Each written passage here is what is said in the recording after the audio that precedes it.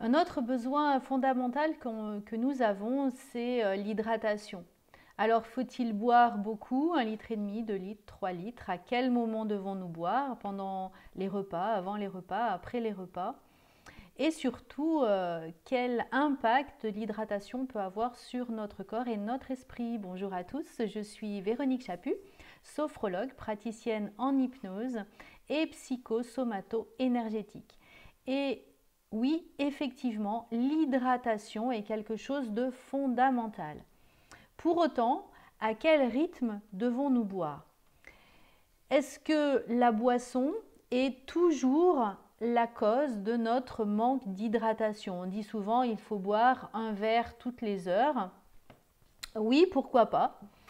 Mais pourtant, cette eau qui nous fait fonctionner, on est constitué de 70% d'eau.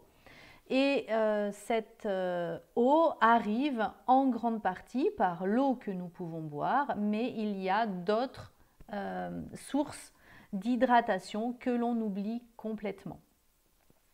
Alors, cette eau, effectivement, elle est indispensable. On perd à peu près 1,5 litre d'eau par jour, tout simplement en bougeant, en respirant, en dormant, en faisant du sport. Et cette eau, elle vient irriguer notre corps et nos cellules, et ça c'est très important. Et si on n'est pas suffisamment hydraté, on va augmenter nos hernies, enfin toutes les hernies discales, nos disques vont se raccourcir, on va perdre de la hauteur en vieillissant, on va devenir de plus en plus petit, on va avoir des douleurs musculaires qui peuvent même aller jusqu'aux tendinites, de nombreuses raideurs et nos fascias vont se fibroser, ce qui fait que l'on va avoir de plus en plus du mal à bouger. C'est ce qui se passe le plus souvent quand on prend de l'âge. Et on nous dit c'est normal. Pourtant, c'est pas si normal que ça. Quand on regarde certains pays, notamment au niveau de l'Asie, au niveau du Japon, on a des personnes qui vivent jusqu'à 110, 120 ans. Alors, on dit c'est le régime méditerranéen. Et effectivement, l'alimentation fournit à peu près 70% de notre eau. Et pour autant, dans les pays chauds, par exemple, dans le désert, où il y a peu d'eau, on ne va pas beaucoup boire. Donc ça peut être aussi l'Amérique du Sud, l'Afrique, donc l'Asie que je vous ai citée tout à l'heure. Alors, comment sans vraiment beaucoup boire, parce qu'en Afrique, malgré cette chaleur intense, ils ne vont pas boire 3 litres par jour, parce que boire trop, ça fatigue énormément nos reins. Et puis, quand on boit beaucoup aussi, nos minéraux vont partir encore plus dans les urines, on va faire une sorte de lessivage, et puis notre sang a tendance, au contraire, à devenir beaucoup plus épais. Donc s'hydrater n'est pas forcément synonyme de boire beaucoup d'eau, mais au contraire de pouvoir accueillir dans notre corps le maximum d'eau et le retenir. Et ça, c'est les fibres de l'alimentation.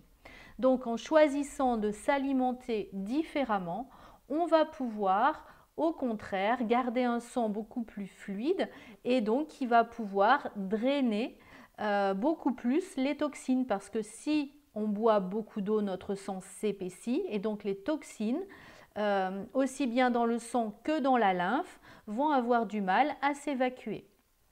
L'idée, c'est d'avoir une alimentation qui nous amène des fibres, donc là on les trouve dans les légumes, dans les fruits, et ces fibres vont pouvoir emprisonner l'eau, permettre à cette eau de rentrer dans nos cellules. Donc l'idée, c'est d'avoir une alimentation qui va vraiment pouvoir être bonne pour notre corps. Donc on évite les sodas, on évite les jus de fruits. Quand je parle des fruits, c'est avec les fibres, donc c'est entier.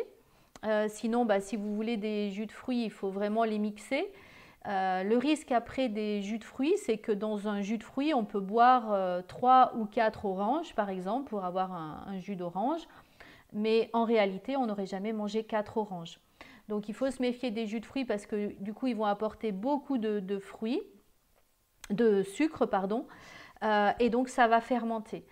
On fait attention aussi dans l'alimentation, par exemple, à avoir les légumes qui sont plutôt al dente, comme ça les fibres, donc les légumes plutôt un petit peu craquants, comme ça les fibres vont vraiment être entières et vont pouvoir vous apporter de cette eau qui est vraiment nécessaire à votre organisme.